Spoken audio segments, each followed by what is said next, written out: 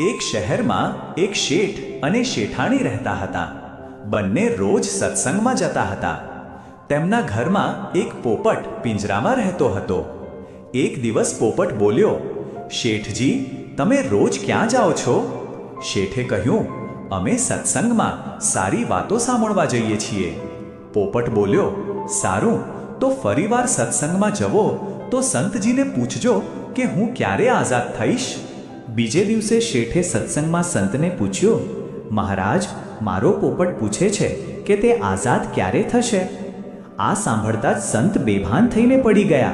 શેઠ ગભરાઈને ચૂપચાપ ઘરે ચાલ્યા ગયા. ઘરે આવીને પોપટે પૂછ્યું, "શેઠજી, સંતજીએ શું કહ્યું?" શેઠ બોલ્યા, "અરે, તારી કિસ્મત જ ખરાબ છે. તારા વિશે પૂછતા જ તેઓ બેભાન થઈ ગયા."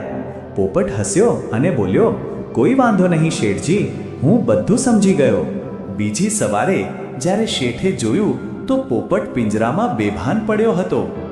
શેઠને લાગ્યું કે તે મરી ગયો. તેમણે પિંજરું ખોલ્યું અને પોપટને બહાર કાઢ્યો. એટલામાં તો પોપટ ઉડીને આકાશમાં ચાલ્યો ગયો. ત્રીજે દિવસે સત્સંગમાં સંતે પૂછ્યું, "શેઠજી, એ પોપટ ક્યાં છે?"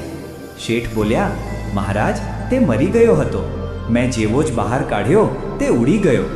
સંત હસ્યા અને બોલ્યા, "જુઓ શેઠજી, તમે આટલા વર્ષોથી સત્સંગ સાંભળો છો, છતાં દુનિયાના ઝંઝટોમાં ફસાયેલા છો, અને એ પોપટ વગર સત્સંગે આવ્યે મારો એક ઈશારો સમજીને આઝાદ થઈ ગયો.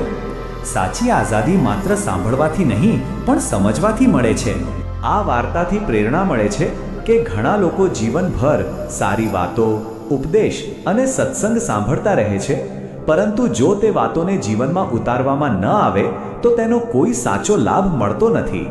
સાચું જ્ઞાન ત્યારે જ કામ લાગે છે જ્યારે આપણે તેને સમજીએ અને અમલમાં મૂકીએ.